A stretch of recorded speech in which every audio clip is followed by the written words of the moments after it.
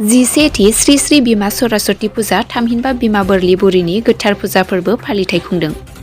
बोसोरफ्रोमबो फालिबोबाय थानाय बायदिनो देग्लायबो चिरां जिल्लानि सिङाव थानाय बर' बिजोंनि गंसे गोग्गो फरायसालि बड'लेण्ड एकाडेमि खुंग्रिया 2025 इं मायथाइनि जिसेथि श्री श्री बिमा सरास्वती फुजा थामहिनबा बिमा बोरलि बुरिनि गोथार फुजा फोरबो फालिथाय खुंनाय जादों। श्री श्री बिमा सरास्वती थामहिनबा बिमा बोरलि बुरिया गियाननि गुदि थामहिनबा सोरांसाथि। बिमा सरास्वती थामहिनबा बिमा बोरलि बुरिनि बोरनि गेजेरजों फैबाय थानाय इयुन जिउनि दावहायाव गावखौ बाउसोमनाय गुन गोनां सोलोंथाइ लानाय गावनि रोंगौथि, गावनि सिमांफोरखौ जाफुंसार होनो थाखाय जेब्लाबो फरायसाफ्रा नाजानांगोन। बे हाबाफारियाव फरायसालि सामलाय आफाद, फोरोंगिरि आरो फरायसा फरायसुलिफोरनि दिथागिरिफ्रा मैखोमै बाहागो लाफैनानै जाफुंसार खालामफैदोंमोन। जोंनि खुलुमनाय जासिबाय 2025 इं मायथाइनि दिनैहाय जोंहा श्री श्री बिमा सरस्वती फुजा थामहिनबा बिमा बोरलि बुरिनि जोंहा गोथार फुजा, बे फुजाखौ जोंनि बड'लेण्ड एकाडेमिनि बानजायनायाव 17थि श्री श्री बिमा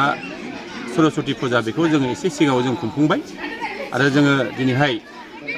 बे फुजाखौ खालामनो मोननानै खोब गोजोननाय मोनदों आरो जों बे फुजानि गेजेरजों बे फोरबोनि गेजेरजों जथेस्थ' जोङो इयुन जिउनि जे दावबायनाय बे दावबायनायाव जोङो एसेब्लाबो मुलाम्फा जागोन जों बेखौ मिजिं खालामदों। थामहिनबा जोंहा श्री श्री बिमा सरस्वतीया गियाननि सोरांनि आलारि, गियाननि साथि होननानै जों मिथिगौ आरो बिथांनि बोर सारस्रिनायावनो,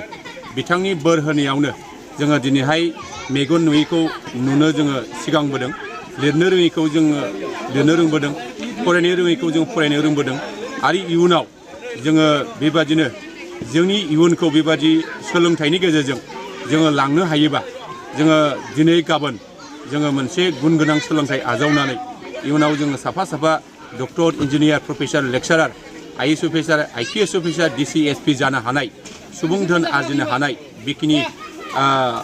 नोजोरखौ जोङो निसय लानो हानांगौ आरो इयुनाव जों निसय फैबाय थानाय समाव बे देशनि सासे खुंगिरि महरै जों निसय जोङो जाहैनो थाखाय जोङो नाजानांगोन आरो इयुनाव जोंनि फारफ्रोमबो बिथिंखौनो जोङो सोलायहोनो थाखाय, गुस्लायहोनो थाखाय, लुखांनो थाखाय, फोजौनो थाखाय जों जेब्लाबो जोङो गोदान जोलै जोंनि फरायसा फरायसुलि बिथांमोना निसय बे थांखिखौ लानानै दावबायनांगोन। आसा खालामो जाहाथे फैबाय थानाय समाव जोङो गावनि आथिङाव गसंथानानै जोङो गासैबो बिथिंखौनो जोङो जेरै मुलुगा गुस्लायनाय बायदि, मुलुगा जौगानाय बायदि जोङो बेक्ति हिसाबैबो जों गुस्लायहोनो जोङो नाजानांगोन आरो जोङो न'खर, गामि, ओनसोल, समाज, देश आरो हादोरखौ लुखांनायावबो